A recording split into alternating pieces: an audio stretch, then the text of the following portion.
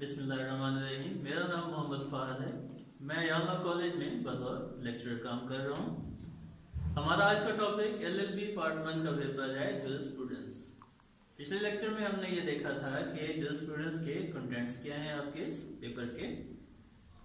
हमने उसमें ये भी देखा था कि जूरिस्प्रूडेंस का मतलब है नॉलेज ऑफ लॉ, यानी लॉ होता क्या है, कहाँ से आता है, कैसे आता है, कौन बनाता है, कौन उसे नहीं बनाता है, उसके लवाजमात क्या होते हैं, उसके सोर्सेज क्या होते हैं, उसको बनाने का मकसद क्या होता है, उसके फ़ायदे और नुकसानात क्या हैं, वो सारे के सारे आपके इस सब्जेक्ट के अंदर डिस्कस होते हैं। इसके अलावा इसमें यह भी है कि वायलेशन की सूरत में आप क्या करते हैं।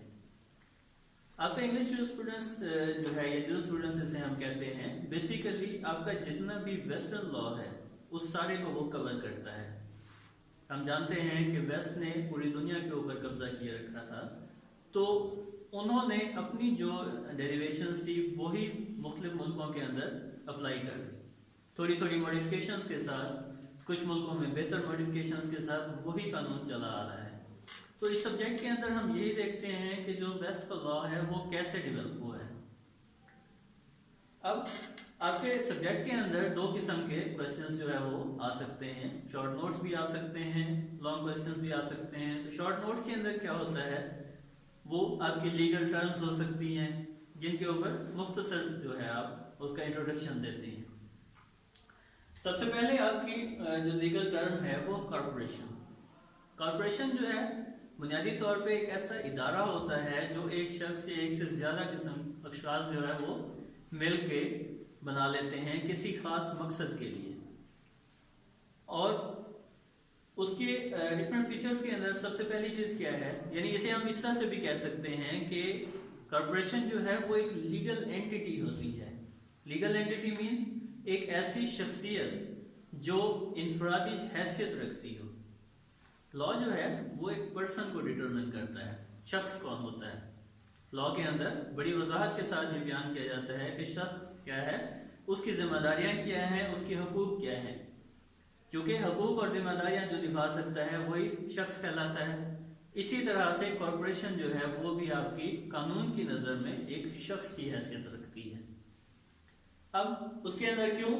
क्योंकि वो अपनी लायबिलिटीज और राइट्स जो है वो उनके लिए कैपेबल होती है, यानी वो जिम्मेदारियां भी निभा सकती है और उसके हुकूक भी मौजूद होते हैं। ताहम उसकी पावर्स जो है वो लिमिटेड होती हैं। क्यों लिमिटेड होती हैं? क्योंकि उसके अंदर ये होता है कि उसका स्कोप लिमिटेड है। एक मखसूस मकसद के लिए बनाई गई थी, वो उसी मखसूस मकसद की हद तक वो जो है आपका काम करती रहती है। इसकी एक जो फीचर है वो ये है कि कॉर्पोरेशन ट्रांसफरेबल नहीं है। बिजनेस एंटिटी भी से आप कह सकते हैं, यानी एक जो इदारा है वो किसी कारोबारी मकसद के लिए बनाया गया था। अब कारोबारी मकसद के लिए मुख्तलिफ किस्म के इदारे बनाए जा सकते हैं, एक फर्म बनाई जा सकती है। तो फर्म और कॉर्पोरेशन जो है वो थोड़ी सी डिस्टिंक्शन रखती है, वो इस तरह से कि फर्म जो है वो आप ट्रांसफर कर सकते हैं, कॉर्पोरेशन जो है वो किसी दूसरे बंदे को मुंतकिल नहीं हो सकती किसी भी सूरत के अंदर। उसके अंदर उसका नाम और उसकी स्टैम्प सबसे ज्यादा अहमियत रखती है। यानी इदारा जो है क्योंकि बजाते खुद एक शख्सियत है, लिहाजा उसकी स्टैम्प उसी के नाम से चलती रहेगी। कॉर्पोरेशन का नाम यूज किया जाएगा, उसके अंदर काम करने वाले लोगों का नाम उसके अंदर इस्तेमाल नहीं होता। इवन उसके जो डायरेक्टर्स होते हैं वो भी उसी कॉर्पोरेशन का ही नाम यूज कर रहे होते हैं।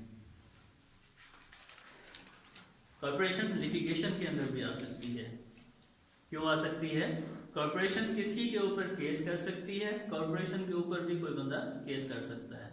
फर्म की सूरत हाल के अंदर इस तरह से है कि फर्म के ऊपर कोई बंदा केस कर सकता है, ताहम फर्म इंडिपेंडेंटली खुद किसी के ऊपर केस नहीं कर सकती। ताहम कॉर्पोरेशन जो है वो नॉन पनिशेबल भी होती है, यानी उसको कोई मेजर सजा आप नहीं दे सकते सिवाय हट जाने के। फर्म को आप इस तरह से भी पनिश कर सकते हैं कि आप उसे फोर्स कर दें अपना बिजनेस वाइंड अप करने के लिए। उसके अंदर सक्सेशन आ जाती है, परपेचुअल सक्सेशन इसे कहते हैं, यानी कोई डायरेक्टर उसका फौत हो गया है, कोई उसे बनाने वाला फौत हो गया है, तो उसके जो वारसान हैं वही उसके अंदर बतौर डायरेक्टर जो है या उसी के स्टेटस के ऊपर वो एज इट इज काम करना शुरू कर देते हैं। क्योंकि हम देख चुके हैं कि कॉर्पोरेशन जो है वो खत्म नहीं होती या ट्रांसफर नहीं होती किसी दूसरे पर्सन के नाम के ऊपर। फिर उसकी एक्सटेंशन भी हो सकती है और वो बैंकरप्ट भी हो सकती है, यानी उसे आप फैला सकते हैं, उसका जैसे जैसे बिजनेस बढ़ता जाता है उसका जो स्पैन है वो बढ़ता जाता है, ताहम उसका बिजनेस जो है वो नीचे की तरफ भी आ सकता है। तो एक स्टेज कारोबार के अंदर ऐसी भी आ सकती है जहां पे कॉर्पोरेशन आपकी जो है वो बैंकरप्ट हो जाती है। तो उस सूरत में इन तमाम सिचुएशंस को डील करने के लिए लॉ के अंदर स्पेसिफिक प्रोविजंस मौजूद हैं। किसी भी सिचुएशन को कैसे हैंडल करना है वो सारा आपका स्पेसिफिक प्रोसीजर उसके अंदर मौजूद है। और आपकी जो टाइप्स हैं इसकी कॉर्पोरेशन की वो दो किस्म की हो सकती हैं, एग्रीगेट हो सकती है या सोल प्रोप्राइटर हो सकते हैं, सोल कॉर्पोरेशन हो सकती है। यानी एक बंदा भी कॉर्पोरेशन बना सकता है और बहुत सारे अफराद मिलकर भी आपकी कॉर्पोरेशन बना लेते हैं। ताहम जब कॉर्पोरेशन बन जाती है उसका जो स्टेटस है वो डिफरेंट हो जाता है बनाने वालों की निस्बत। ठीक है, इसके अलावा और हम लीगल टर्म्स अगले लेक्चर में देखेंगे और ये सिलसिला हमारा इसी तरह से चलता रहेगा। मज़ीद लेक्चर्स के लिए हमारा चैनल सब्सक्राइब कीजिए अयान लॉ कॉलेज, जो कि यूट्यूब पर है, या हमारी वेबसाइट www.alcmultan.com विजिट कीजिए। Thank you.